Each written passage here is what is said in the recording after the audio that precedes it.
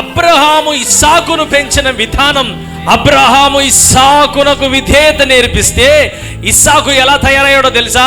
అబ్రహాము ఇస్సాకును బలిపీఠం మీద పడుకోబెడితే కూడా మాట్లాడుకోకుండా బలిపీఠం పైనకి ఎక్కి పడుకున్నవాడు ఇస్సాకు.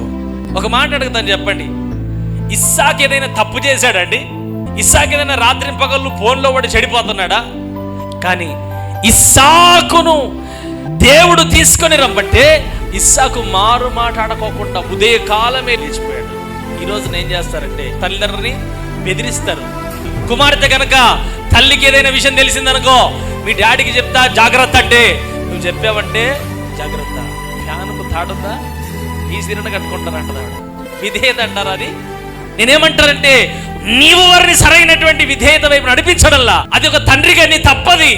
ఆ ఇరువురి తల్లి తండ్రి యొక్క భక్తిని నేర్చుకున్నవాడే ఇస్సాకు. హల్లెలూయా.